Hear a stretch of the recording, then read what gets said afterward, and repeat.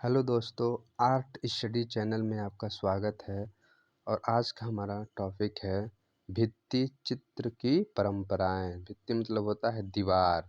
जो दीवारों पे चित्रण की जाती है वो किस किस तरह से की जाती है, इसके बारे में हम आज अध्ययन करेंगे। ठीक, तो आशा करते हैं कि आप लोग स्वस्थ होंगे, मस्त होंगे। ठीक, तो हम वीडियो को शुरुआत करते हैं पहले क्वेश्चन के साथ। तो देखते हैं पहला क्वेश्चन क्या कह रहा है।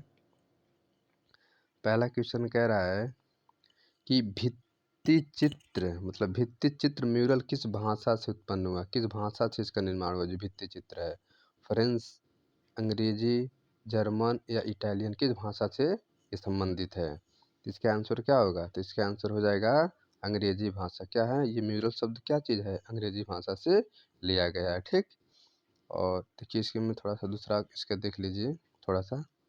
भित्ति चित्र म्यूरल शब्द की उत्पत्ति वास्तव में लैटिन शब्द म्यूरल तथा फ्रेंच शब्द म्यूर से हुआ है। ठीक, अंग्रेजी भाषा से उत्पन्न शब्द जिसका अर्थ होता है वाल। वाल मतलब होता है दीवार। भित्ति चित्र दीवार पर बनाई गई क्या होती? चित्रकारी होती, जो किस पे बनाई जाती थी? दीवारों पे बनाई जाती थी। इसको भित्ति चित्र कहा जाता था। दूसरा क्वेश्चन है, भित्ति चित्र कहाँ मिलते हैं? खजुराहो में, देवगढ़ में, होशंगाबाद में कि सारनाथ में? तो इसका आंसर क्या हो जाएगा बताइए? तो इसका आंसर हो जाएगा आपका क्या, ये जो है होशंगाबाद में। कहाँ मिलते हैं? होशंगाबाद में। ठीक, अब आगे तरफ बढ़ते हैं। अगला क्वेश्चन हमारा है तीसरा। देखिए तीसरा कह रहा है कि भित्ति चित्र किस धरातल पर किया जाता था? धरातल क्या होता था? कैनवास था, भित्ति था, या ताड़पत्र था, या कागज था? किस पे चित्रित किया जाता था इसको? तो किया जाता था भित्ति मतलब दीवारों पे किया जाता था। किस पे? दीवारों पे किया जाता था। ठीक, आगे कुछ पढ़ते हैं, इसमें विशेषताएं कुछ इसकी। देखिए आगे की तरफ,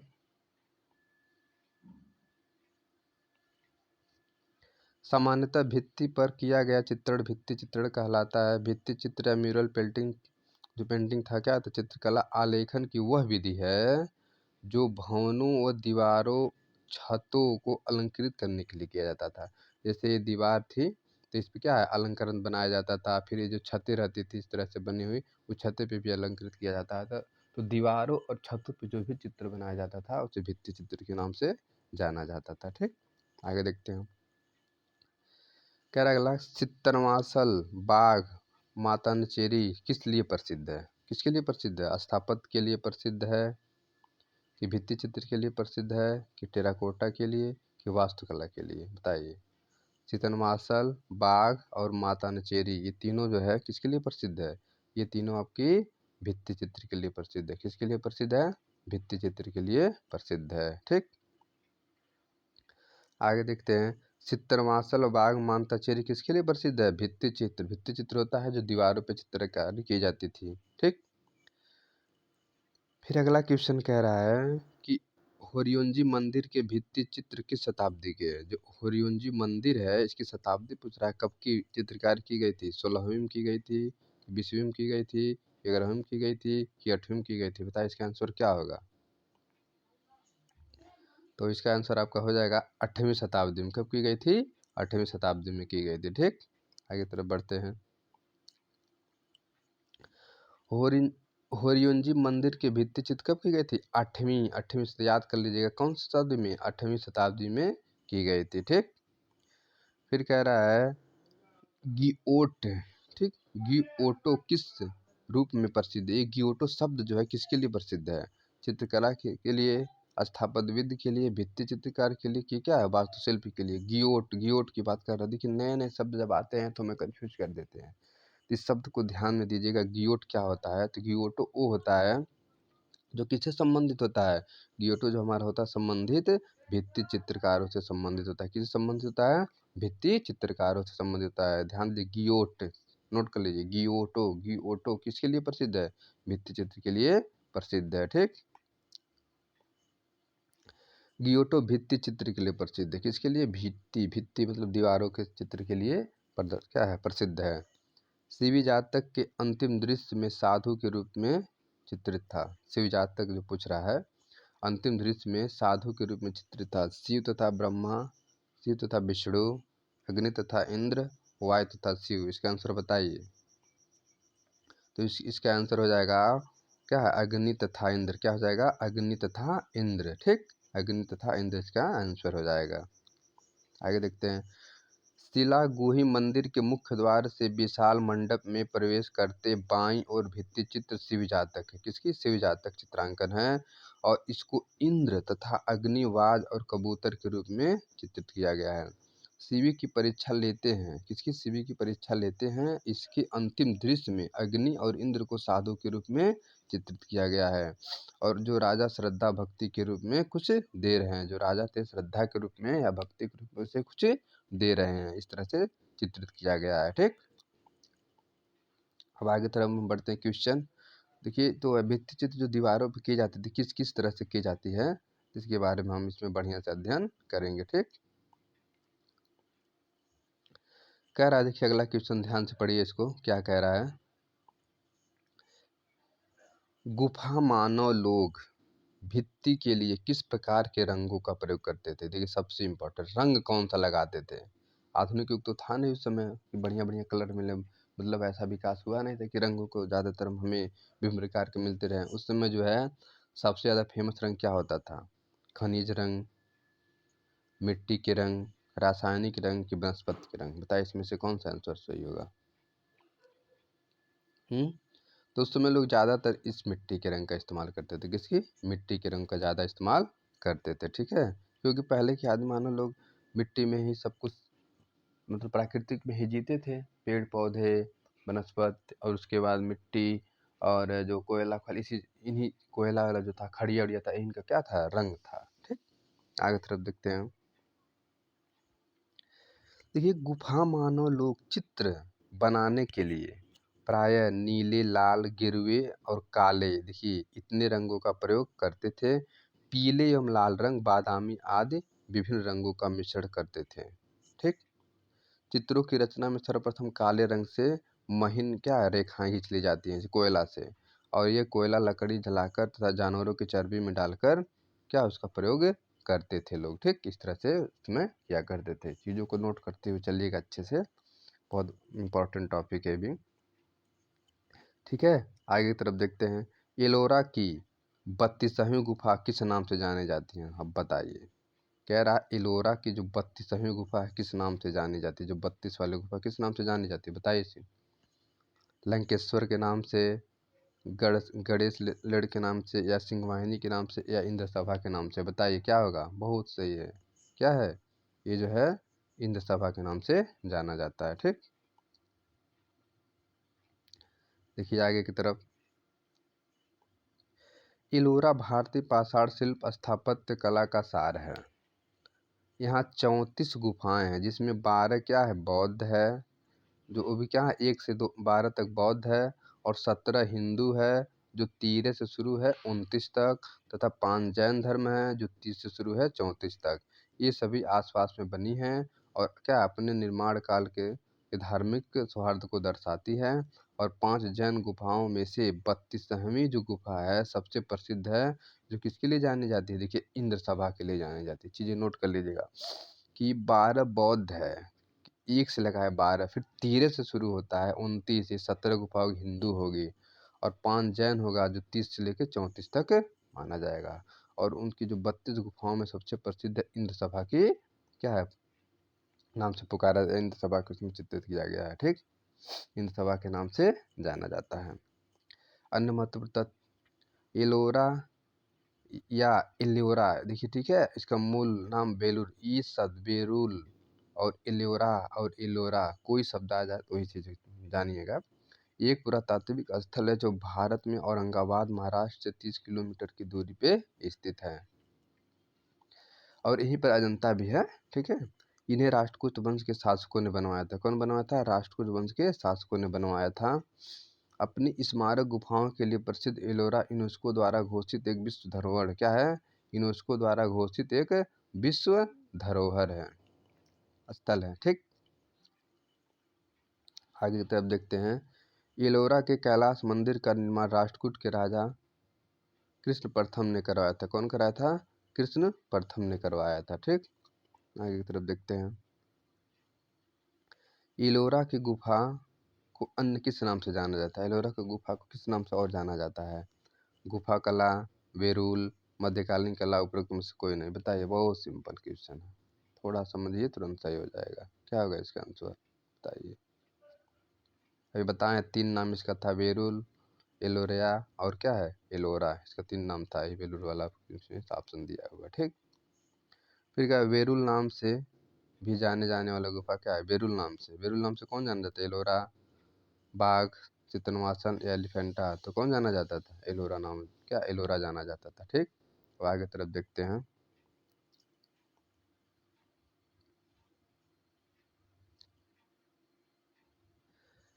कह रहा, एलोरा की गुफा किसने बनाई? एलोरा की गुफा किसने बनाई थी? पल्लव, चालुक्य, सातवाहन की राष्ट्रकूट। कौन बनाए थे एलोरा की गुफा निर्माण? बताइए। तो इसका आंसर हो जाएगा राष्ट्रकूट। कौन बनाए थे? राष्ट्रकूट शासक ने एलोरा की गुफा का निर्माण करवाया था। ठीक,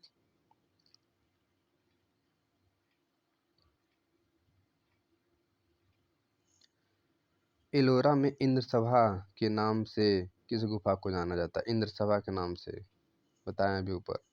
गुफा नंबर 13, गुफा नंबर 14, गुफा नंबर 32, गुफा नंबर 33। कौन सा ऑप्शन सही होगा इसमें? बताइए। अभी ऊपर हम लोग हल किए हैं, तो गुफा नंबर 32 क्या है? इंद्रसभा के नाम से जाना जाता है। ठीक, आगे तरफ देखते हैं। तो ये क्वेश्चन है, बहुत ज़्यादा कठिन नहीं है, लेकिन हम बेसिक से पढ़ते हुए चल रहे हैं ताकि चीज़ों को हम भूले ना, कि क्या क्या चीज़ें इसमें हैं। भित्ति चित्र किसको बोला जाता है, फ्रेस्को किसको बोला जाता है, सेको किसको बोला जाता है, ये सारी चीज़ें हम इस वीडियो में कवर करेंगे।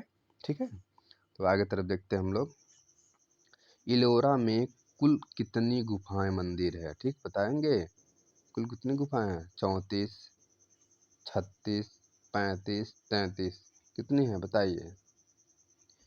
बहुत ज़्यादा कठिन नहीं है, अभी शुरुआत है। 34 क्या है? 34 गुफा का इसमें श्रृंखला बनी हुई है। ठीक, आगे देखते हैं। इलोरा में कितने गुफा मंदिर है? बताइए। एलोरा में वही, अब देखिए वहाँ शब्दों में दे दिया है और वही चीज़ यहाँ पर क्या कर दिया है? अंकों में कर दिया। क्या कर दिया है? अंकों में कर दिया। तो यही आपका सही हो जाएगा। ठीक, चलिए आगे देखते हैं। अभी अच्छा क्वेश्चन है। एलोरा में गुफा और शैलकृत मंदिर हैं। एलोरा में कौन बौद्ध धर्म से संबंधित है, बौद्ध जैन से संबंधित है, हिंदू और जैन संबंधित है, हिंदू और बौद्ध जैन तीनों संबंधित है। बताइए कि क्या होगा इसका आंसर? अभी हम लोग ऊपर देखे थे कि 1 से लेके 12 तक बौद्ध, 13 से लेके 29 तक क्या था? हिंदू, और क्या है 30 से लेके 34 तक क्या था? जैन। ठीक, तो ये आपका क्या हो गई? बौद्ध, हिंदू और क्या है? जैन। तो क्या हो जाएगी? बौद्ध, हिंदू और जैन तीनों नाम से जाना जाता है। ठीक, आगे देखते हैं।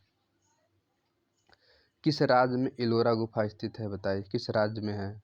कर्नाटक, महाराष्ट्र, आंध्र प्रदेश या मध्य प्रदेश। इसका आंसर क्या होगा? बताइए।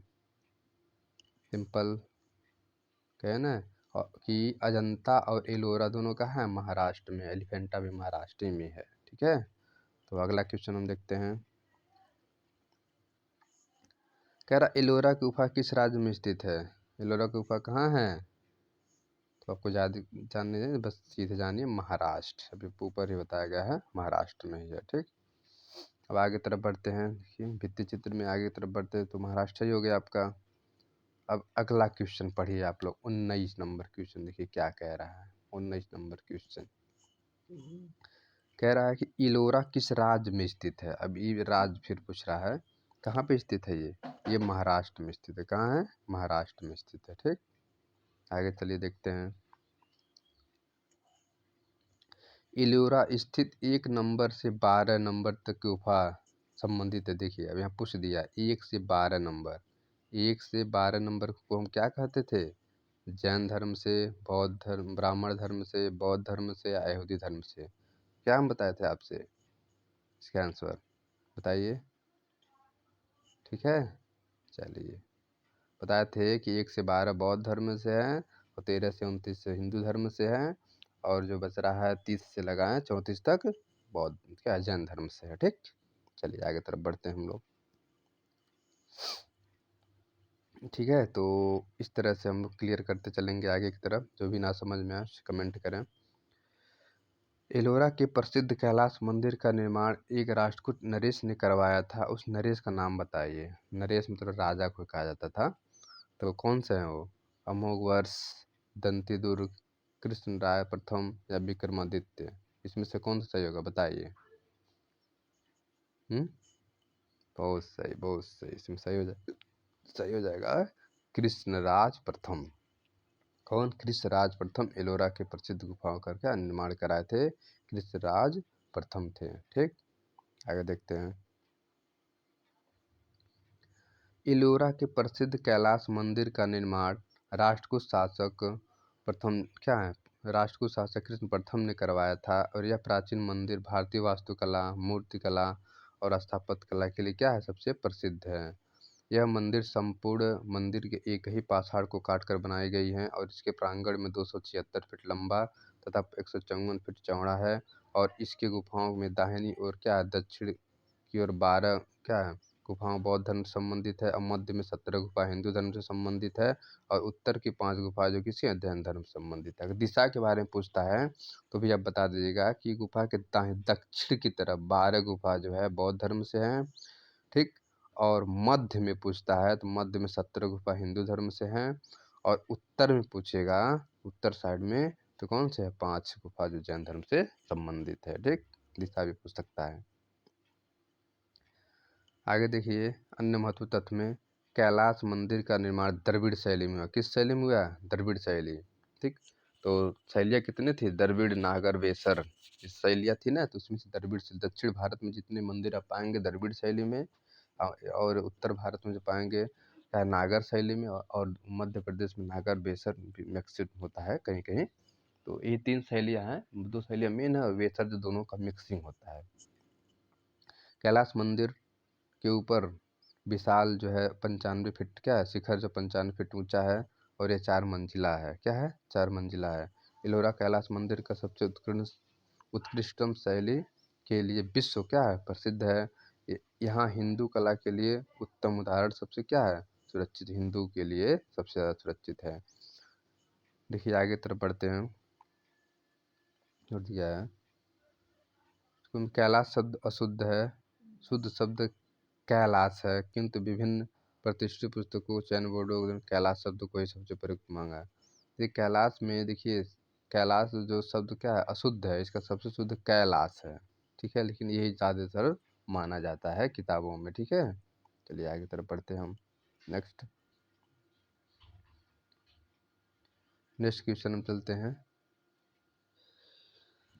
अच्छे से चीज़ों को समझते हुए चलिएगा। एलोरा की गुफा किस काल से संबंधित है? किसकी बात कर रहा है? एलोरा की गुफा कह रहा है किस काल से संबंधित है, समय की बात कर रहा है। राष्ट्रकूट के समय की है, कि चालुक्य के समय की है, कि मुगल के समय की है, कि विजयनगर के समय की है? बताइए आंसर क्या होगा इसका। तो ये बताया गया कि किससे? राष्ट्रकूट से संबंधित, राष्ट्रकूट के राजा से संबंधित है। ठीक, आगे तरफ चलते हैं। देखिए नेक्स्ट, किस साम्राज्य ने एलोरा गुफा को विकसित किया? बुद्ध काल, राष्ट्रकूट, विजयनगर, चोल, कौन से थे ये? तो किस साम्राज्य ने एलोरा गुफा को विकसित किया, गुफा की कला को विकसित किया था? तो कौन किया था? राष्ट्रकूट ने किया था। कौन किया था? राष्ट्रकूट के राजा उन्हें किए थे। ठीक, एलोरा प्रसिद्ध है किसके लिए बताइए। एलोरा किसके लिए प्रसिद्ध है? चित्रों के लिए, दृश्य के लिए, वस्त्र निर्माण के लिए, या मूर्ति के लिए? बहुत बढ़िया क्वेश्चन। किसके लिए प्रसिद्ध है ये? Very very important question. ये जो प्रसिद्ध है किसके लिए? मूर्ति चित्रकला, मूर्ति के लिए प्रसिद्ध है। किसके लिए? मूर्ति के लिए प्रसिद्ध है। आगे देखते हैं क्वेश्चन, किस मूर्तिकला में हिंदू कला के उत्तम उदाहरण मिलते हैं? हिंदू कला के उत्तम उदाहरण किस में मिलते हैं हमें? एलोरा में, कि सांची में, खजुराहो में, कि अजंता में?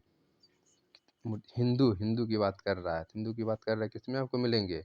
एलोरा मिलेंगे। किस में मिलेंगे? एलोरा में। ठीक, आगे चलिए देखते हैं। कह रहा है कि एलोरा की प्रसिद्ध के कारण क्या है। सबसे मतलब एलोरा जो गुफा की सबसे बड़ी प्रसिद्धि के कारण है। चित्र शैली के लिए है, धार्मिक विषय वस्तु के लिए है, कि नटराज की मूर्ति के लिए है, कि कैलाश मंदिर के लिए, बताइए। 26 का आंसर दीजिए। तो एलोरा जान ही रहे हैं, इसका सबसे फेमस क्या है, कैलाश मंदिर। शिव जी का जो कैलाश मंदिर है, इसके लिए क्या है, सबसे फेमस है। ठीक, आगे तरफ बढ़ते हैं हम लोग।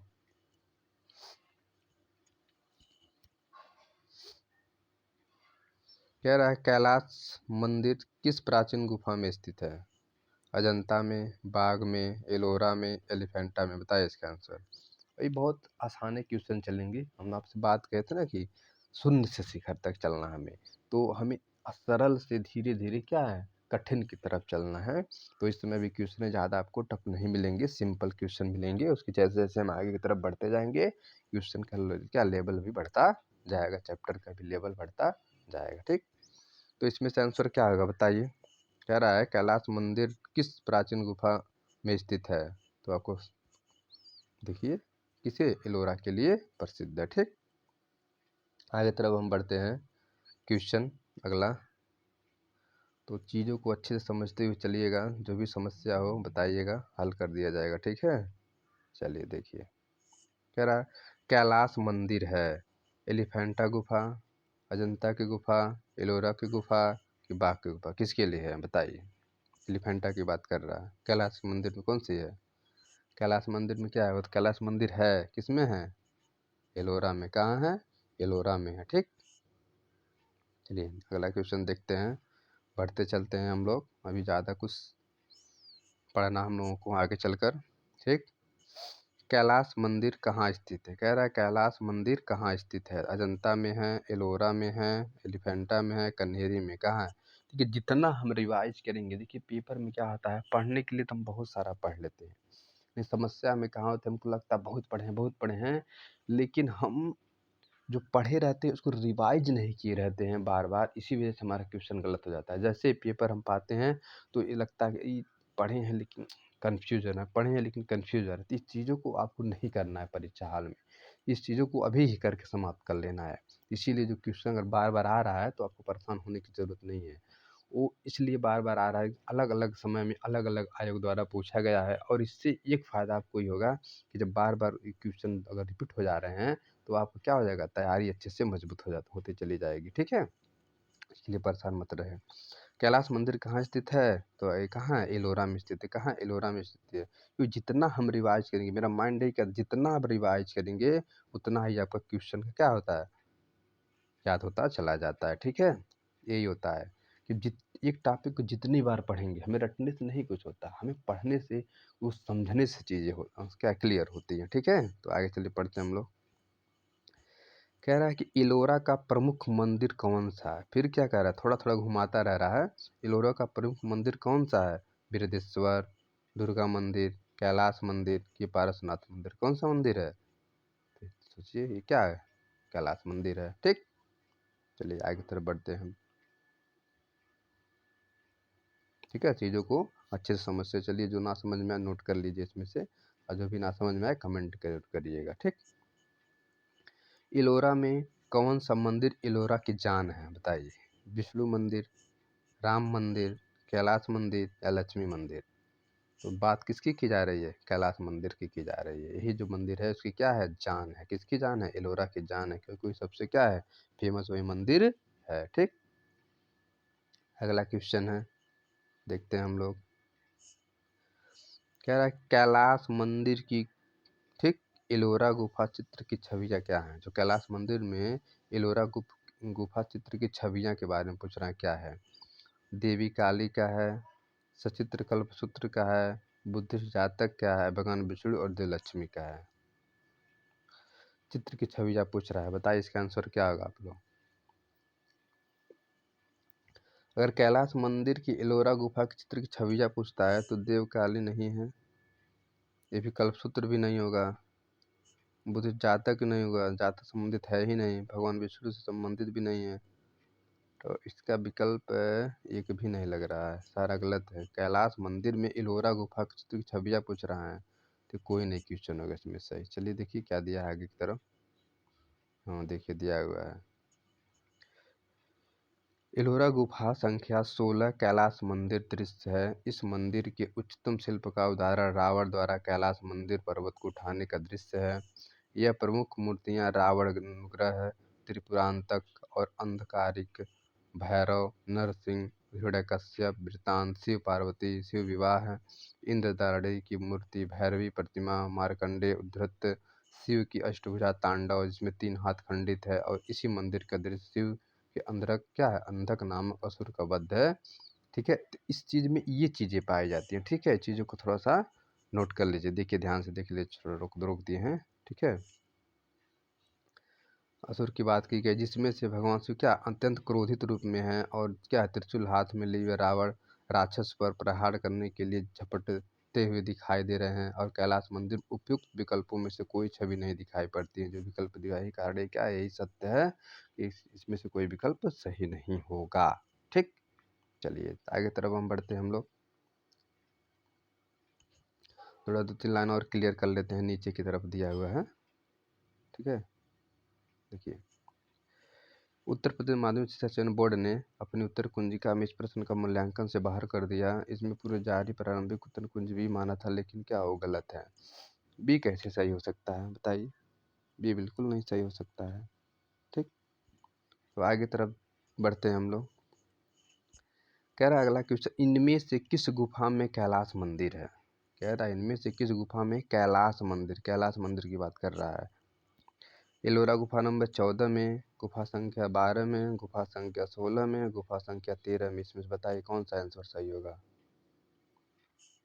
देखिए अगर कैलाश मंदिर की बात करेगा तो क्या सही होगा, 16 नंबर, एलोरा की 16 नंबर गुफा में कैलाश मंदिर की बात की गई है। ठीक है, चलिए आगे तरफ बढ़ते हैं।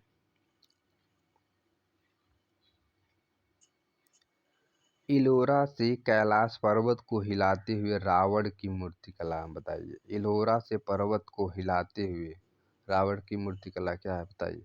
इलोरा में जो कैलाश, पहले प्रश्न को ध्यान से समझिए। कह रहा इलोरा से कैलाश पर्वत को हिलाते हुए रावण की मूर्ति कला में है।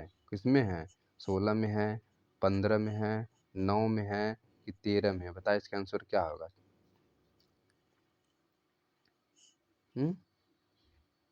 ठीक है, 16 होगा इसका आंसर। क्या सही होगा, 16 सही होगा। ठीक, आगे बढ़ते हैं। आगे तरफ क्वेश्चन देखते हैं कि एलोरा की प्रसिद्ध गुफा कैलाश मंदिर से उपलब्ध भित्ति चित्रों में ने कौन सी चित्र शैली को नई प्रेरणा दी बताइए। किसकी प्रेरणा दी इससे हमें, तंजौर शैली, दक्षिण शैली, मुगल शैली, उपरोक्त में से कोई नहीं। बताइए क्या आंसर होगा इसमें का। तो क्या हो जाएगी, ये दक्षिण शैली की बात कर रहे हैं। किसकी बात कर रहे हैं, दक्षिण शैली की। आगे तल बढ़ते हैं। इलोरा की प्रसिद्ध गुफा कैलाश मंदिर से उपलब्ध भित्ति चित्रों ने दक्कन शैली को या दक्षिण शैली दक्कन शैली को ही कहा जाता है नई प्रेरणा दी।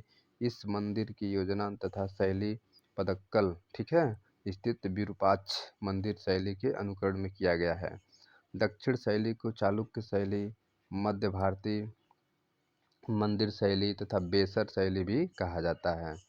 चालुक्यों ने मिश्रित बेसर शैली को प्रोत्साहन दिया। मिश्रित बेसर मतलब समझ रहे हैं, जिसमें दक्षिणी और क्या है उसमें दक्षिण शैली और एक बेसर शैली, क्या है दक्षिण मिश्रित शैली से बेसर शैली जो होते हैं मिश्रण करके बना होता है, जिसमें क्या होता है दो शैली का मिश्रण होता है। नागर और क्या है, नागर और द्रविड़ के मिश्रण से, सॉरी, नागर और द्रविड़ से मिश्रण से क्या होता है बेसर शैली का निर्माण हुआ है, जिसका प्रोत्साहन दिया गया था। बेसर शैली में नागर और द्रविड़ शैली के तत्व देखिए यहाँ दिया हुआ है।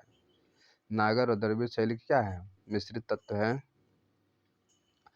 होयसल, राष्ट्रकूट, चालुक्य शासकों ने इस शैली को संरक्षक देकर अनेक मंदिरों का क्या निर्मित कराया था। ठीक है, अनेक मंदिरों को क्या कराया था, निर्मित कराया था। ठीक, आगे तरफ बढ़ते हैं। ये सब चीज़ देखिए, ये सब चीज़ों को नोट कर लीजिएगा, क्योंकि क्वेश्चन जो क्या होता है डायरेक्टली नहीं पूछ के उसके नीचे जो कंटेंट दिया होता है उसमें से पूछ लेता है। इसलिए चीज़ों को थोड़ा ध्यान से समझते हुए चलिएगा और उसके नीचे जो दिया गया उसको बारीकी से थोड़ा पढ़ने का प्रयास करिए। ठीक है, अगला क्वेश्चन हम पढ़ते हैं।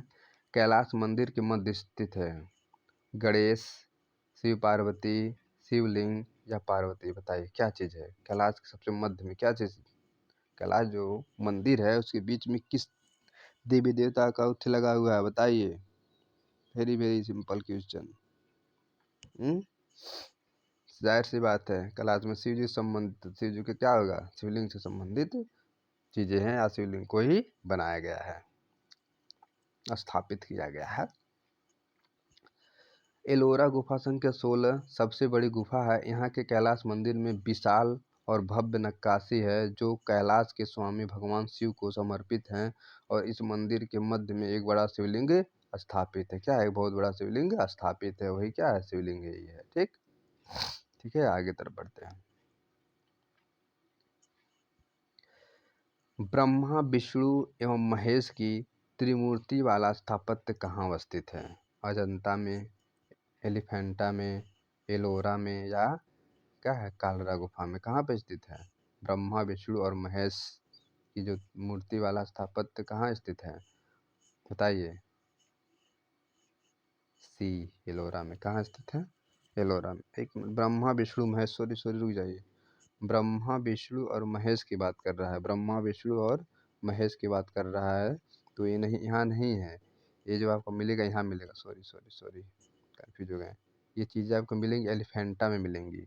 ब्रह्मा विष्णु बहुत बड़ी मूर्ति है, चट्टान को काट कर भी बनाई गई है। ये महाराष्ट्र के धौला क्या है, महाराष्ट्र के धारावी नगरी में बना हुआ है। ठीक है, और जो ये इंडिया गेट से थोड़ी दूर पे है, ये समुद्र के बीचों बीच में है, जो तीनों ओर से घिरा हुआ समुद्र, और थोड़ा सा आगे की तरफ रास्ता बना हुआ है। तो ये वहाँ की बातें कर रहा है। ब्रह्मा विष्णु महेश कहाँ है? एलिफेंटा की गुफा की बातें हैं। ठीक, थोड़ा मिस्टेक हो गया है, इसके लिए सॉरी।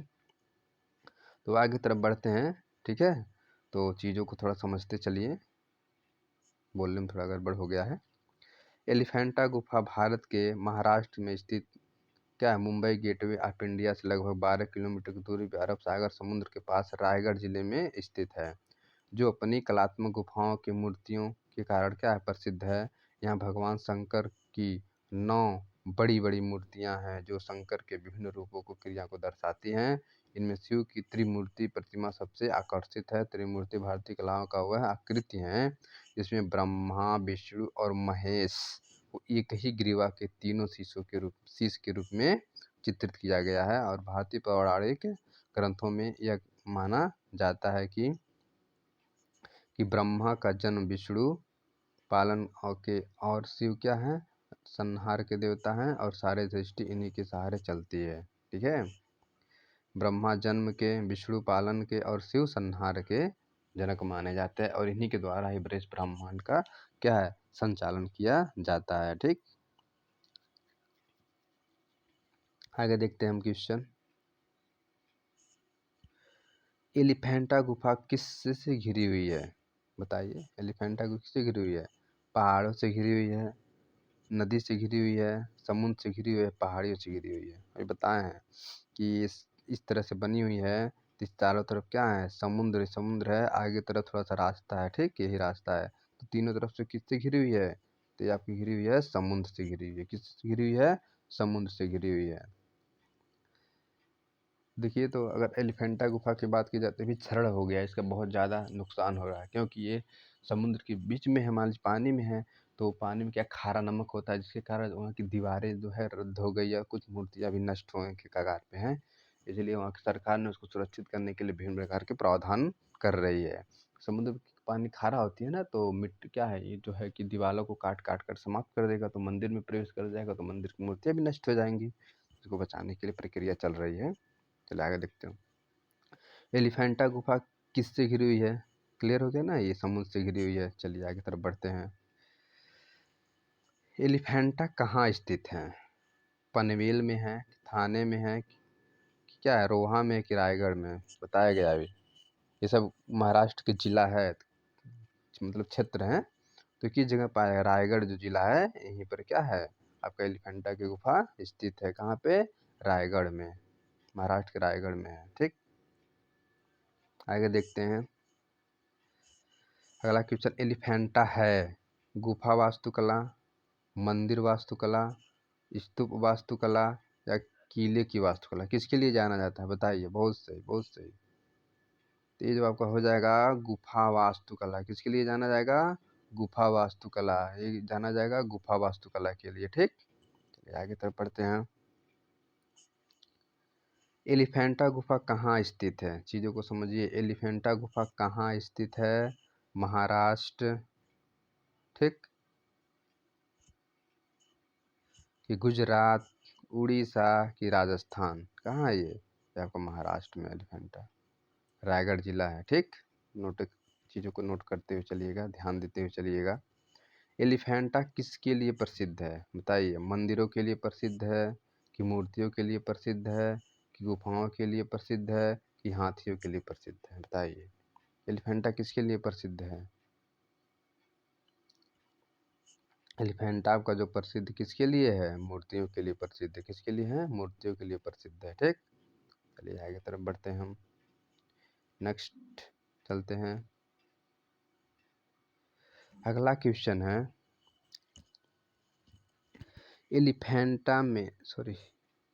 एलिफेंटा में किस देवता की मूर्ति का निर्माण सबसे अधिक हुआ है? बताइए। एलिफेंटा में ब्रह्मा, कृष्ण, शिव, विष्णु? बताइए। एलिफेंटा में किसकी है? ये बताया गया है कि शिव जी के विभिन्न भव्य रूप इसमें बनाया गया है। किसमें? एलिफेंटा की गुफा में शिव से संबंधित चित्रित किया गया। ठीक, आगे तरफ देखते हैं। कह रहा अगला कि भारत के ऐसे प्रसिद्ध गुफा का नाम बताया जहां एक भी भित्ति चित्र नहीं है? बताइए। भारत के ऐसे प्रसिद्ध गुफा का नाम बताइए जहां पर एक भी भित्ति चित्र, ध्यान दीजिए, एक भी भित्ति चित्र, very very important question note कर लीजिएगा, एक भी भित्ति चित्र उपलब्ध नहीं है। अजंता, बाघ, एलोरा, की एलिफेंटा? इसका आंसर बताइए। कौन सा सही होगा इसका आंसर? बताइए।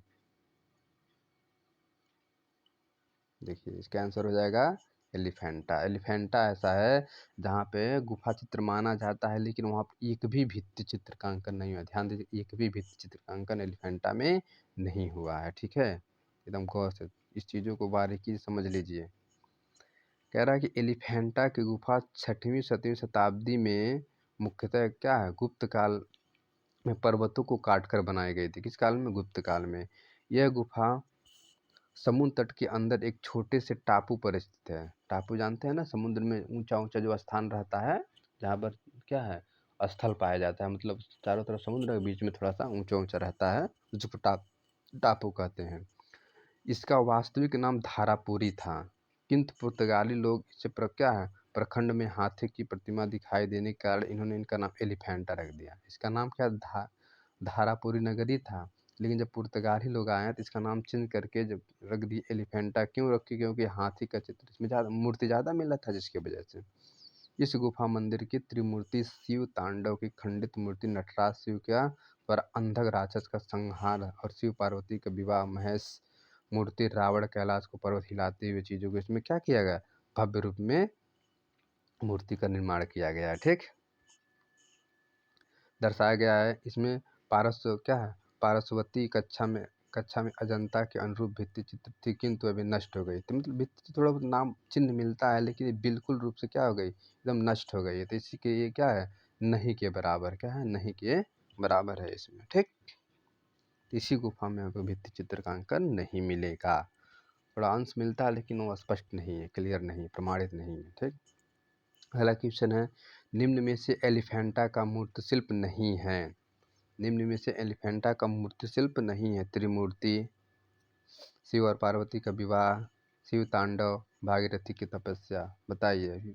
ऊपर जिक्र किया गया है, आंसर इसका दीजिए। त्रिमूर्ति मिला ही है, शिव मिला ही है, शिव तांडव मिला है, तो भागीरथी की तपस्या यही नहीं मिला है। ठीक, तो यही आपका सही हो जाएगा विकल्प। नहीं कहा है ना, तो ये विकल्प आपका सही हो जाएगा। आगे देखिए, एलिफेंटा किस लिए प्रसिद्ध है? बताइए। एलिफेंटा चित्रकला के लिए, कि हाथी के लिए, कि त्रिमूर्ति के लिए, कि इनमें से कोई नहीं? बताइए। बहुत सही शान, ये त्रिमूर्ति के लिए प्रसिद्ध है। किसके लिए प्रसिद्ध है? त्रिमूर्ति के लिए प्रसिद्ध है। अगला क्वेश्चन देखते हैं, क्या है? एलिफेंटा जिस टापू पर स्थित है उसे किस नाम से जाना जाता है? बताइए। एलिफेंटा जिस टापू पर स्थित है उसे किस नाम से जाना जाता है? धारापुरी, मायापुरी, या शिवपुरी, या लंकापुरी? बताए गए हैं धारापुरी। किससे? धारापुरी से माना जाता है। ठीक, अब आगे तरफ बढ़ते हैं। तो देखिए ऐसे चीज़ों को समझते चलिए कि धारापुरी क्या है और मायापुरी क्या है, तो धारापुरी से हमें लेना है। ठीक है, आगे तरफ बढ़ते हैं। कह रहा प्रसिद्ध मूर्ति शिल्प त्रिमूर्ति कहाँ स्थित है? चित्तनवासल की गुफा में है, जोगीमारा की, एलिफेंटा की, एलोरा में, कहाँ स्थित है बताइए? इसका आंसर दीजिए। इसका आंसर क्या होगा? सिंपल, एलिफेंटा। कहाँ होगा? एलिफेंटा होगा। ठीक, तो अगर वीडियो अच्छा लगे तो लाइक सब्सक्राइब जरूर करते रहिएगा बीच बीच में। देखिए वीडियो को जो बनाने का मेरा उद्देश्य है कि आप लोगों की तैयारी बेहतर हो जाए, ताकि परीक्षा में आपको कोई संशय ना रहे। होता क्या है परीक्षाओं में हमसे गलती ये होती है कि जब हम पेपर में बैठते हैं तो सिंपल क्वेश्चन ही गलत करके आते हैं। उसका सबसे बड़ा कारण क्या होता है कि हम उसको रिवीज नहीं करते हैं, रिवाइजन नहीं करते, दोहराते नहीं हैं। यही सबसे बड़ा कारण होता है। इसलिए हम चीज़ों को कठिन की तरफ तो भाग जाते हैं, कठिन हमें सही भी हो जाता है, आसान ही गलत होता है। तो हम इस बार ये सोचें कि हम चीज़ों को, सभी चीज़ों को एक समान रूप से पढ़ेंगे और बार बार रिपीट करके पढ़ेंगे, ताकि क्वेश्चन क्या हो, हमारी जो है नज़र में पड़ा रहे हमेशा के लिए। ठीक, तो अगला क्वेश्चन कह रहा है त्रिमूर्ति मूर्तिकला किस रूप में दर्शाता है बताइए? विष्णु के, शिव के, ब्रह्मा के, या क्या है कृष्ण के? तो ये बताया गया है कि त्रिमूर्ति किसके लिए सबसे ज़्यादा फेमस है बताइए? कह रहा है त्रिमूर्ति कला किसके रूप को दर्शाता है? बताइए इसका आंसर।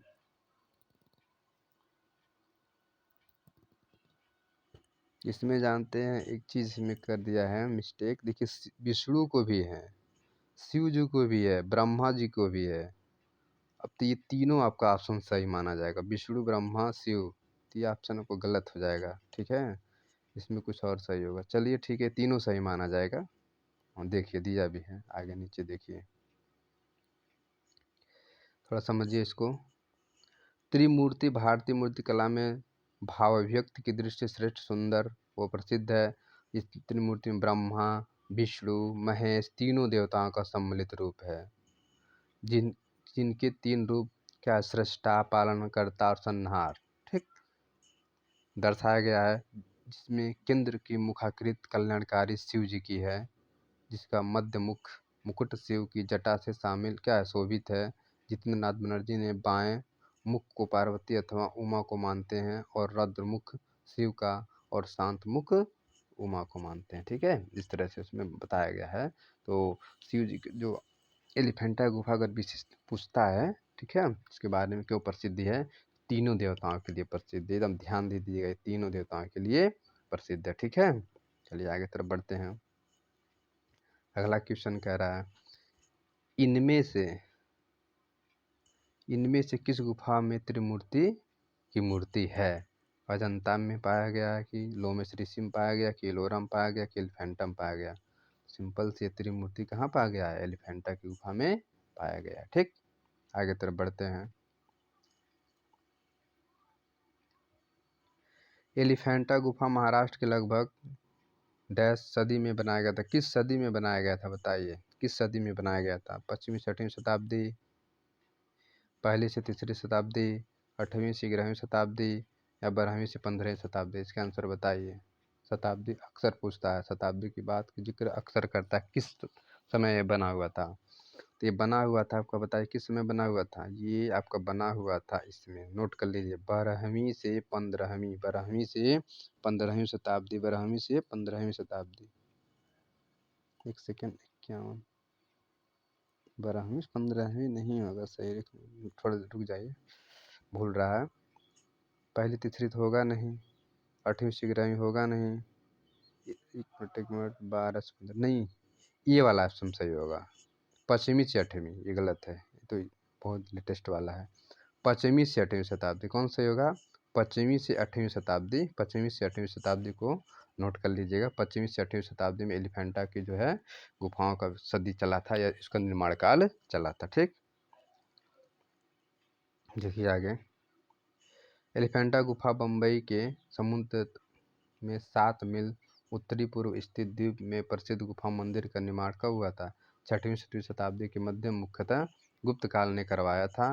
और यहाँ से 5वीं 6वीं शताब्दी में 5 गुफा मंदिर प्राप्त हुए हैं, जिसमें से हिंदू धर्म शिव से संबंधित है मूर्तियाँ हैं, और साथ ही यह यहाँ 2 बौद्ध गुफा भी हैं। इन गुफाओं का निर्माण जो है 5वीं से 8वीं शताब्दी में माना जाता है, और यहाँ प्रसिद्ध शिव मूर्ति क्या प्रतिमा सबसे ज़्यादा फेमस होती है। ठीक, तो इसलिए जो आपका वही सही हो जाएगा। ठीक है, 5वीं से 8वीं के समय में माना जाता है।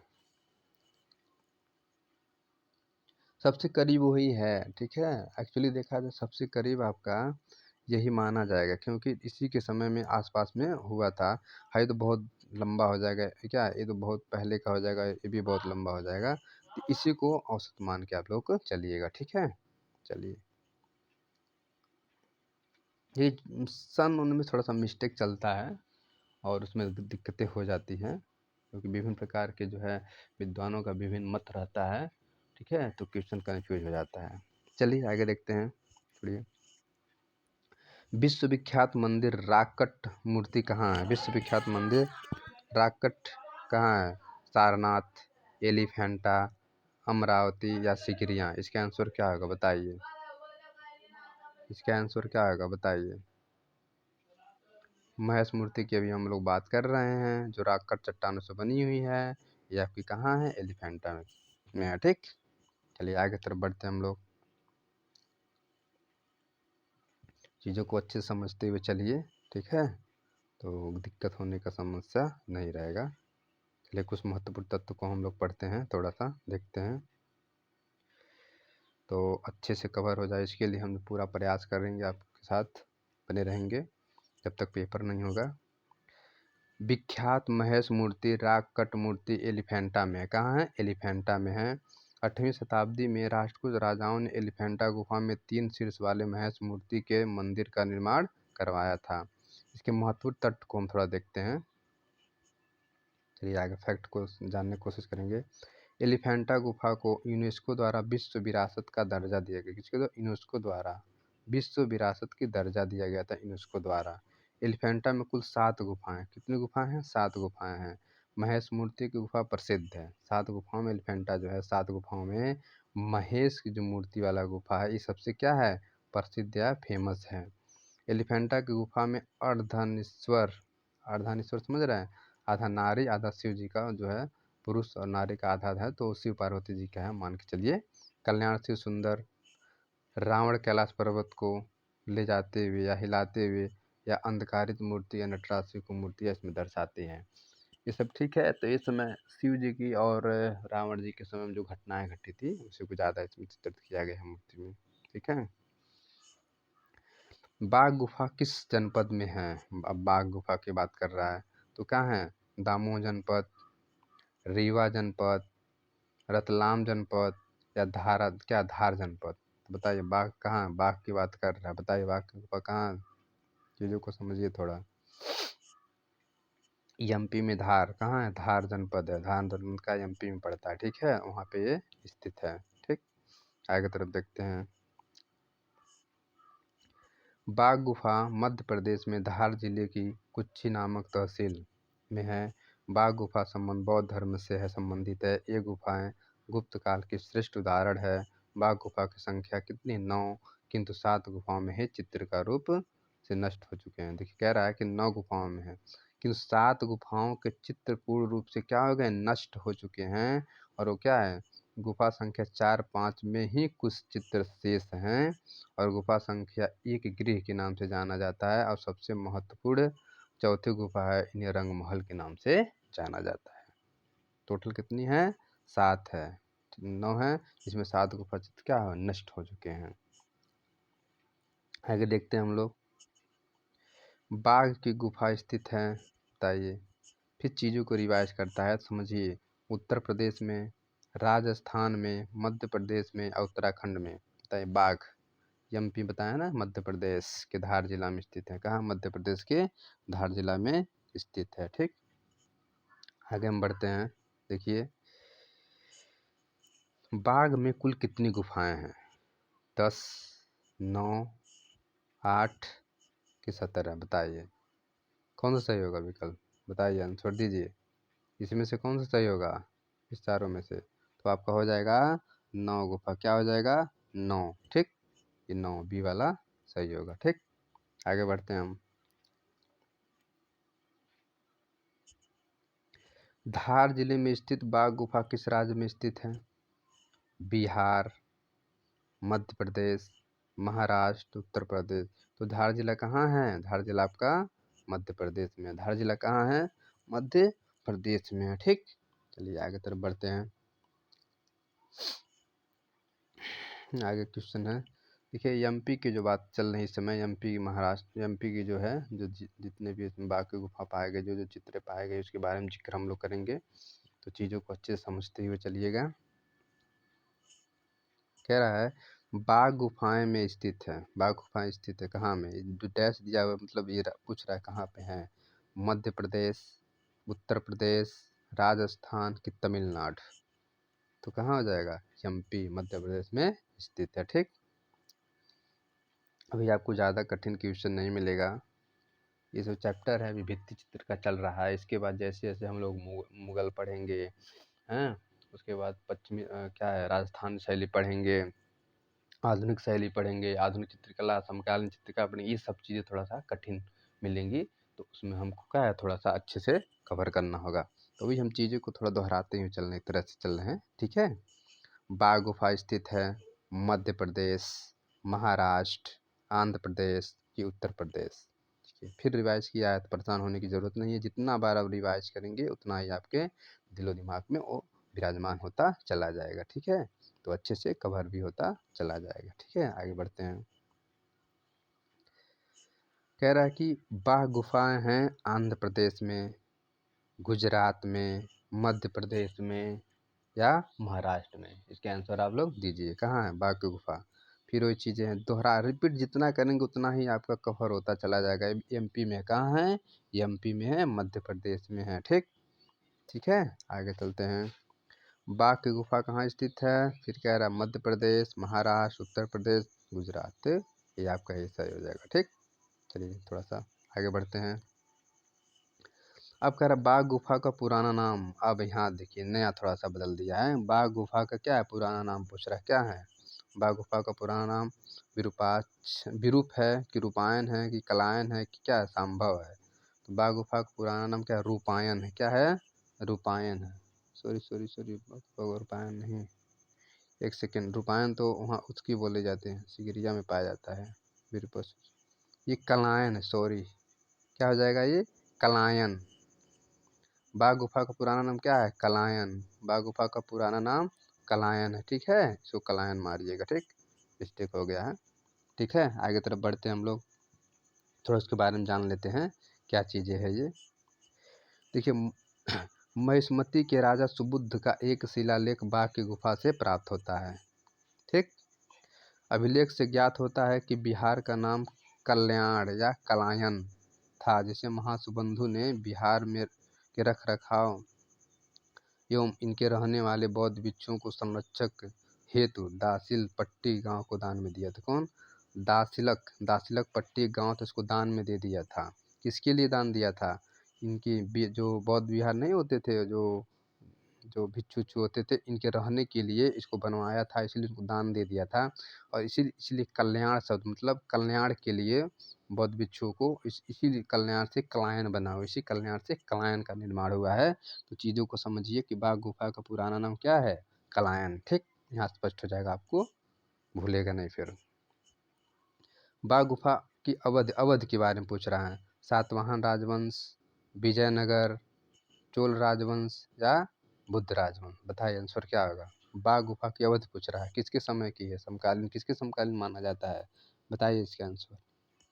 तो इसके आंसर हो जाएगा आपका सातवाहन राजवंश के समय माना जाता है। किसके राजवंश के? सातवाहन राजवंश के समय में माना जाता है। ठीक, आगे की तरफ बढ़ते हैं हम लोग। ठीक है, नेक्स्ट क्वेश्चन देखते हैं। अगला कुछ इसमें पॉइंट तत्व को जान लेते हैं पहले। बाघ गुफा मध्य प्रदेश के धार जिला मुख्यालय से 97 किलोमीटर की दूरी पर स्थित है। ये गुफाएं प्राकृतिक नहीं है, अपितु चट्टानों को काटकर बनाई गई है। देखिए प्राकृतिक होता है, प्राकृतिक वो होता है जैसे प्रागैतिहासिक चित्र में जो गुफाएं रहती थी। जितने भी आप होशंगाबाद मध्य प्रदेश में जितने भी प्रागैतिक उत्तर प्रदेश जितने प्रागैतिक काल के चित्र पाए जाते थे, उनको हम क्या उनको जो हम कहते थे क्या प्राकृतिक गुफा। और जो कृत्रिम गुफा वो होता है जैसे अजंता, बाघ, एलिफेंटा, एलोरा, ठीक है। तो ये सब क्या है, कृत्रिम होता है, जो मानव ने उसको क्या है गढ़ गढ़ के बनाया हुआ था। ठीक, ये समझिए कृत्रिम और प्राकृतिक में क्या अंतर होता है। प्राचीन समय में सातवाहन काल में बनाई गई थी अजंता जैसी गुफाएं, क्या अजंता जैसी बाघ की गुफाओं का निर्माण कुशल शिल्पकारों द्वारा सीधे बलुआ पत्थर को काटकर बलुआ पत्थर पर इसको निर्माण किया गया था। ठीक है, जो मानव द्वारा निर्माण किया गया था उसको कृत्रिम बोलते हैं। और जो प्रकृति द्वारा, जैसे आदिमानव क्या करते थे, बस प्राकृतिक पत्थर शिला जो पहाड़ रहता था उसी में जाके रहते थे, बस न खुद को बनाते नहीं, तो वैसे ही गुफा उनकी रहती थी। मतलब बड़ा बड़ा शिलाखंड रहता था, तो बीच में जगह रहता था, वहीं पे लोग रहते थे, वहीं पे चित्रकारी भी करते थे। उसको शिलाश्रय इसीलिए कहा जाता था। ठीक है, प्रागैतिक काल को। आगे तरफ बढ़ते हैं हम लोग। ये थोड़ी सी चीज़ों को समझते चलेंगे तो हमारा डाउट क्या हो जाएगा, हट जाएगा। बाघ की गुफा किस पर्वत श्रेणी में स्थित है? सतपुरा की पहाड़ी पर है, विंध्याचल की पहाड़ी पर है, हिमालय पर्वत की श्रेणी पे है, या गोवर्धन पर्वत की श्रेणी पे है। अब बाघ की बात कर रहा है, बाघ जो एमपी में पड़ता है, बाघ किस पर्वत श्रेणी पे है बताइए, इसका आंसर दीजिए आप लोग। तो ये आपका हो जाएगा, सतपुड़ा होगा नहीं, हिमालय तो पूर्व बिहार है, उत्तर में है, गोवर्धन छोड़ी, ये आपका सही होगा।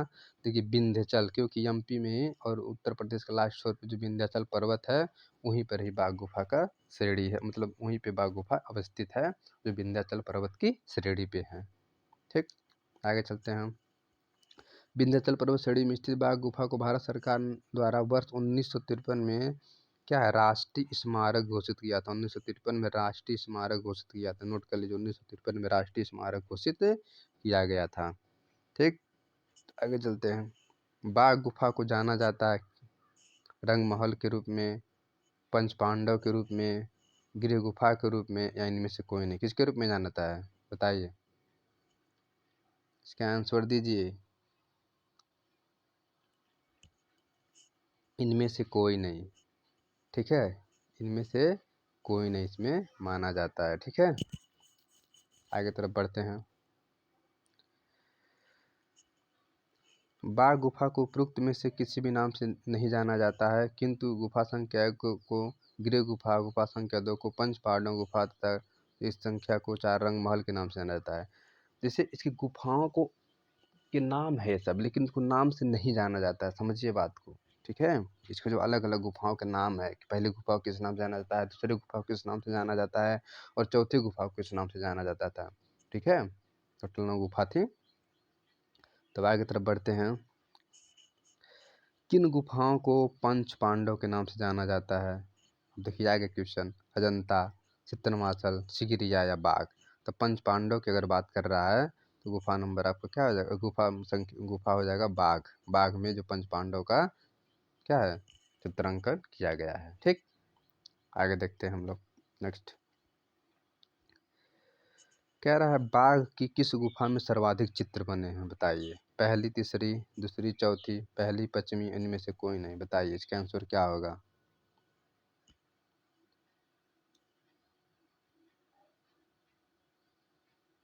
सर्वाधिक चित्र की बात कर रहा है, सर्वाधिक चित्र किसमें उकेरा गया है, तो इनमें से कोई नहीं होगा। क्यों नहीं होगा कोई, देखिए आगे हम बता रहे हैं। बाघ गुफा में सातवीं गुफा के चित्र लगभग पूर्ण रूप से नष्ट हो चुके हैं, केवल गुफा संख्या 4 और 5 में चित्र बने हैं, वे अभी भी क्या है छत विक्षत अवस्था में हैं। और चौथी गुफा रंग महल के कहलाती है, इसमें सर्वाधिक चित्र प्राप्त हैं। ठीक, और यह गुफा चैत्याकार है तथा पद्मनाभस्वामी बुद्ध मूर्तियों के कारण लगता है कि यह चैत्य गुफा है, और किसी समय चित्रों के रूप में सुसज्जित नहीं रही होगी, और इसका आकर्षक चित्र में यहाँ पे मिलता है। चीज़ों को समझिए क्या कह रहा है। प्रश्न को पहले समझिए, कह रहा था कि बाघ की, प्रश्न क्या था, एक मिनट थोड़ा देखते हैं प्रश्न क्या था तब बातें करते हैं। देखिए कह रहा बाघ की किस गुफा में सर्वाधिक चित्र का अंकन किया गया है। ठीक है, इसमें चौथी गुफा का यहाँ पे दिया हुआ है, सबसे ज़्यादा अंकन किया हुआ है। ठीक, तो आगे तरफ बढ़ते हैं हम लोग।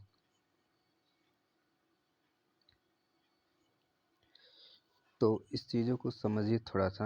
हाँ, अगर ये चौथी दे रहा है, चौथी गुफा, चौथी यहाँ पे दे रहा है ना, केवल 4 गुफा एक मिनट तो क्लियर कर लेते हैं, रुक जाइए। चीज़ों को थोड़ा समझ लेते हैं। और रंग महल कहला, चौथी गुफा रंग महल कहला क्योंकि सबसे ज़्यादा चित्र मिले थे यहाँ पे। तो अगर इसमें ऑप्शन में चौथी गुफा दिया है तो ये आपका यही सही हो जाएगा। यही आपका क्या हो जाएगा, यही आपका सही हो जाएगा। ये देखिए, ये आपका सही होगा, ठीक है। क्योंकि चौथी रंग महल क्यों होगी, जब वहाँ चित्र ज़्यादा पाया जाएगा तभी तो रंग महल के नाम से जानी जाएगी। इसीलिए इसको चौथी गुफा के नाम से चौथी गुफा को हम क्या रंग महल के नाम से जानते थे। और उसमें ज़्यादा चित्र भी अंकन किया जाएगा, तो वही विकल्प आपका सही हो जाएगा, ठीक। आगे तरफ बढ़ते हैं। चलिए, चीज़ों को क्लियर होते हुए चलेगा, थोड़ा समय लगेगा, चीज़ें क्या हो जाएगी हमारी क्लियर होती चली जाएंगी। देखिए, 1910 में असित कुमार हालदार तथा 1925 में मुकुल चंद्र डे बाघ की गुफा को अपने अपने विस्तृत लेख प्रकाशित किए थे। इस चीज़ें सबसे इम्पोर्टेंट लाइन है कि 1910 ईस्वी में असित कुमार हालदार और 1925 में मुकुल चंद्र डे ने बाघ की गुफा को अपनी अपनी विस्तृत लेख में प्रकाशित किए। और बाघ की गुफा में कोई चित्र नहीं है, जबकि द्वितीय गुफा इसी समय पूर्ण रूप से चित्रित थी और वो क्या है, अब यह काल क्या है, कल्पित हो गया। तो दूसरी और चौथी को चित्र के रूप में माना जाता है, ठीक है। तो आगे तरफ हम देखते हैं, अगला क्वेश्चन देखते हैं। कह रहा है, गायिकाएं चित्र बाघ गुफा की किस संख्या गुफा के सामने चित्रित है। गायिकाएं कह रहा है, गायिकाएं, चीज़ों को समझिए, गायिकाएं चित्र बाघ गुफा के किस संख्या गुफा में के सामने चित्रित की गई। गायिकाओं को किसमें चित्रित किया गया बताइए। 8 गुफा संख्या की, गुफा संख्या 3, गुफा संख्या 4, गुफा संख्या 6। तो कौन सा सही हो जाएगा इसमें से, तो गुफा नंबर 4 के सामने गायिकाएं का अंकन किया गया है, ठीक। आगे देखिए, गायिकाएं का चित्र बाघ गुफा के चित्र संख्या 4 सामने चित्रित किया गया है। स्त्री गायिका के 2 दलों का चित्रण किया गया है। पहले दल में 7 स्त्रियां 8 नर्तक के चारों ओर क्या घेरे हुए खड़ी हैं। दूसरे दल में एक नर्तकी को 6 स्त्रियां क्या गायिकाएं मंडलाकार रूप में खड़ी हैं और नर्तकी के बाल कंधों पे क्या है, लहरा रहे हैं। कुछ और महत्वपूर्ण तत्व हैं दिया हुआ है। छठवीं गुफा में गौतम बुद्ध के अनेक चित्र हैं और जिनमें उष्णवी बुद्ध के सुंदर चित्र अवशेष मात्र रह गए हैं। पांचवी गुफा को स्थानीय लोग पाठशाला कहते हैं और बाघ गुफा में काले सफ़ेद हिरौंजी की रंग के क्या प्रयोग से उसमें क्या आलेखन बनाए गए हैं। रंगीन चित्रों में नीले, लाल और पीले क्या है, परस्पर विरोधी रंगों का प्रयोग। अब देखिए, ये सबसे इम्पोर्टेंट लाइन है, किस गुफा में विरोधी रंगों का प्रयोग किया गया था, तो आपको बाघ की गुफा में विरोधी रंगों का प्रयोग किया जाता है। इसमें नीले, लाल और पीले परस्पर विरोधी रंगों का प्रयोग इसमें किया जाता है। ये लाइन सबसे इम्पोर्टेंट, इसको नोट कर लीजिएगा, ठीक है। वीडियो को अच्छे से नोट कर लीजिएगा। रंगों की यहाँ 2 शैलियाँ जो संभवतः 2 भिन्न भिन्न क्या है कालक्रमों की क्या है, परिचायक, भिन्न भिन्न कालक्रमों के क्या हैं, परिचायक हैं, ठीक। अगला क्वेश्चन है, बाघ की पांचवी गुफा किस नाम से जानी जाती है। पाठशाला, रंग महल, योगशाला, चित्रशाला, किसके नाम से जानी जाती है। बाघ की गुफा की बातें कर रहे हैं, बताइए। बाघ की गुफा की बातें कर रहा है। पश्चिमी पाठशाला, पश्चिमी क्या थी, पाठशाला, जिसमें ज्ञान गुरु और चेले जो है का बात किया गया था, जिसमें गुरु और चेला इसमें पढ़ते हुए दर्शाए गए थे, इसीलिए इसको पाठशाला माना जाता है, पढ़ने योग्य माना जाता है, ठीक। आंसर की बात करते हैं। अगला क्वेश्चन कह रहा है, गायक दल का भित्ति चित्र बाघ में चित्रित है। किस गुफा में गायक दल बताए थे, गुफा नंबर 3, गुफा नंबर 1, गुफा नंबर 4, गुफा नंबर 2, किसमें से सही होगा बताइए। इसका आंसर दीजिए। अभी बताए थे कि गुफा नंबर 4 के सामने गायिकाओं का दल का चित्रांकन किया गया है, ठीक। आगे देखते हैं, बाघ गुफा के भित्ति चित्र में चौथी गुफा में 6 दृश्य अंकित है। इसमें तृतीय दृश्य के बैठक के नीचे 5 गायिका के चित्रों के क्या है, केवल कमर तक के भाग शेष बचा है। केंद्र वाले स्त्री के हाथ में बीड़ा, वाद्य यंत्र, सभी आकृतियों ने कमर पर कसी गोली क्या है, चोलियां पहनी रखी हैं और बाल के जूड़े से बंधे हैं। जिस चित्र अजंता की तरह रंगीन नीला रंग क्या है इसमें भरा गया, ईरानी नीला रंग इसमें भी भरा गया है। तो कुछ नष्ट हो गया लेकिन कुछ क्या है बचा हुआ है, तो उसी के आधार पर इसको देखा जाता है, ठीक। तो आगे तरफ बढ़ते हैं हम लोग।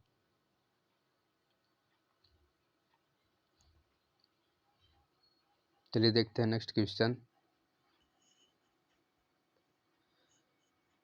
कह रहा है नेक्स्ट, बाघ गुफा चित्रों पर किस शैली का प्रभाव है। मुगल शैली, अपभ्रंश शैली, अजंता शैली या राजपूत शैली, किसका प्रभाव है? बाघ गुफा पे आपका प्रभाव किसका पड़ेगा? अजंता शैली का। हाँ, अजंता शैली का प्रभाव पड़ता है। ठीक, आगे देखते हैं इसमें।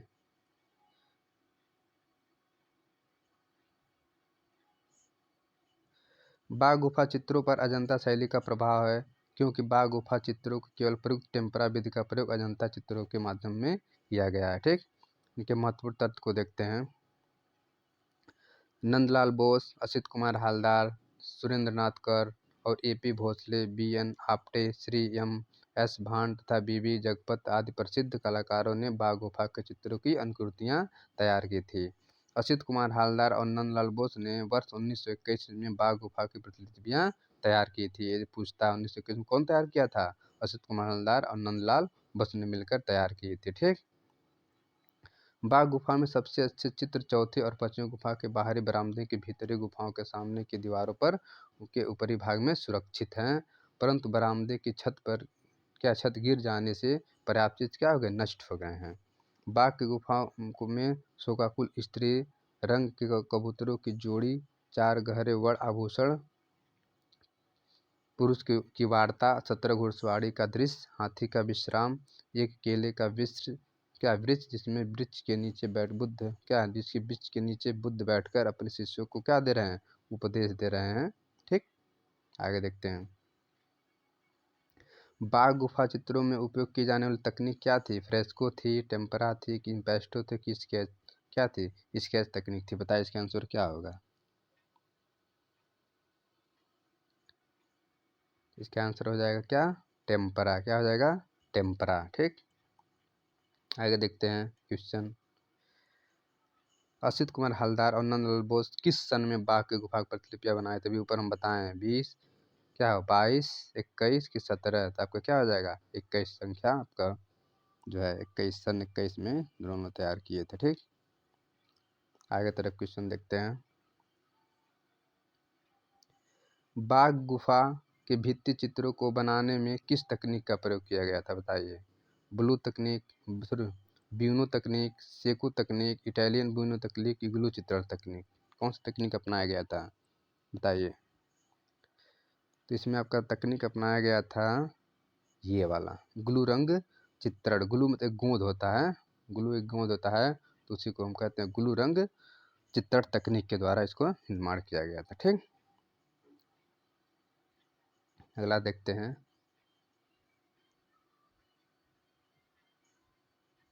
बाघ गुफाओं के चट्टानों भुरभुरे बलुए पत्थर की है, जो शीघ्र ही नष्ट हो जाती हैं। इसी भित्ति पर चूने का प्लास्टर चढ़ाकर टेम्परा रंग से चित्रण किया गया। चित्रण विधान अजंता से मिलते जुलते हैं। कुछ चित्रों में प्रयुक्त रंग संभवतः उसी क्षेत्र से प्राप्त किए गए हैं जिसमें पिचकर गोंद मिलाकर रंगों से भरा गया है। ग्लू रंग चित्रण तकनीक प्रतीक होता है, किंतु जिस पर काले रंग से अजंता चित्रों में कलई की गई थी उसे अभाव में उसका अभाव बाघ की गुफा में चित्रकारी में दिखाया गया है। ठीक है, आगे देखते हैं। साइज पूछ रहा है बाघ गुफा की क्षेत्रफल की कितना है? बताइए। बाघ गुफा की क्षेत्रफल कितना है? 22 फीट गुणे 18 फीट, 65 फीट गुणे 14 फीट, 23 फीट गुणे 14 फीट, 75 फीट गुणे 25 फीट। इसमें से आंसर बताइए क्या होगा? इसका आंसर दीजिए। इसका आंसर हो जाएगा आपका 23 इंटू 14, मतलब 23 गुणे 14 फीट। 23 गुणे 14 फीट आपका सही हो जाएगा। ठीक, आगे तरफ बढ़ते हैं। बाघ गुफा की कुल संख्या 9। ध्यान दीजिएगा, बाघ गुफा में कुल संख्या 9 है, जिसमें सम्मुख भाग की लंबाई 750 फीट है और समुद्र तल से 850 फीट की ऊंचाई पर स्थित है। पहली गुफा गृह है, जिसका क्षेत्रफल कितना है? 23 गुणे 14 फीट है और 1818 ईस्वी में सर्वप्रथम बाघ गुफा का परिचय लेफ्टिनेंट डेंजर फील्ड ने बम्बई से प्रकाशित साहित्यिक विनिमय संघ नामक पत्रिका के द्वितीय अंक में छपवाया था। ध्यान दीजिएगा, लेफ्टिनेंट डेंजर फील्ड ने। उसके बाद 1907 और 8 में के मध्य में कर्नल सी लीवर्ड ने उस गुफाओं का निरीक्षण किया और पुनः इसको किया? प्रकाश में लाया। इस चीज़ों को नोट कर लीजिएगा, बहुत इंपॉर्टेंट तत्व है, इस चीज़ों को अच्छे से नोट कर लीजिएगा। चलिए आगे तरफ बढ़ते हैं। महत्वपूर्ण तत्व है। दूसरी गुफा पांडव की गुफा है। यह गुफा वर्गाकार चैत्य है। जिनके तीनों ओर छोटी-छोटी कोठरियाँ काटकर बनाई गई हैं। तीसरी गुफ़ा का स्थानीय नाम हाथीखाना है और क्या उसे हस्तीखाना भी कहते हैं। हाथीखाना, हस्तीखाना। यहाँ भी संभवतः आवास के लिए बनाई गई होगी, क्योंकि इस गुफ़ा की कोठरियाँ में टेम्परा चित्र से सुसज्जित किए गए थे। किस चित्र से? टेम्परा से। चौथी गुफ़ा रंगमहल के नाम से है। तीसरी गुफ़ा एवं चौथी गुफ़ा के मध्य 250 फीट खुरदरी चट्टानें और क्या, परंतु चौथी गुफ़ा क्या पाँचवीं गुफ़ा से और पाँचवीं गुफ़ा से क्या है, भीतर के से संबंधित। ये जो आपस में लोग क्या हैं, जुड़े हुए हैं, ठीक, एक दूसरे से। यही समझिए बात को। पाँचवीं गुफ़ा का क्षेत्रफल क्या है? 65 गुणे 44 फीट है। सातवीं गुफ़ा तथा नौवीं गुफ़ा के बारे में बहुत कम जानकारी हो पाती है, क्योंकि इस गुफ़ा की छत गिर चुकी है। ठीक है, इसके बारे में ज़्यादा जिक्र नहीं किया गया है। बाघ की गुफा चित्रों का सर्वप्रथम परिचय 1818 में कौन दिया था? कौन से विद्वान ने? बताइए। लेफ्टिनेंट जनरल फील्ड या डा इम्पे या कर्नल सीयू ल्यूड या एरिक्सन? बताइए। इसका आंसर हो जाएगा लेफ्टिनेंट डेंजर फील्ड। बाघ खतरनाक होता है, डेंजर होता है, ऐसे याद कर लीजिए। बाघ जो खतरनाक और डेंजर होता है, ठीक, तो भूलेगा नहीं आपको। ठीक, तो आगे तरफ बढ़ते हैं। बाघ की गुफा में कितनी गुफाएं हैं? बताया गया था 5, 8, 7, 9। तो कौन सा सही होगा इसमें? 9 गुफा इसमें पाए जाते हैं। ठीक, आगे तरफ बढ़ते हैं हम लोग। देखते हैं, 2 क्वेश्चन और देख लेते हैं, तब आगे तरफ बढ़ते हैं। बाघ गुफा में रंगमहल किस नंबर की गुफा है? रंगमहल की बात कर रहा है। रंगमहल कौन सी है? चौथी, पाँचवीं, तीसरी और पहली। बताइए कौन सही होगा इसमें से? चौथी गुफा को क्या कहा जाता है? रंगमहल के नाम से जाना जाता है। नेक्स्ट क्वेश्चन है, एक लास्ट क्वेश्चन आज का है। ठीक है, बाघ की किस गुफा को रंगमहल के नाम से जाना जाता है? पाँचवीं, चौथी, तीसरी और दूसरी। किसको? चौथी गुफा को रंगमहल के नाम से जाना जाता है। ठीक, तो आज का वीडियो यहीं तक है। अगर वीडियो अच्छी लगी हो, समझ में आई हो, तो लाइक और सब्सक्राइब जरूर करें, और नहीं समझ में आ रही तो कमेंट जरूर करें। ठीक, पूरा वीडियो देखने के लिए धन्यवाद। ठीक है।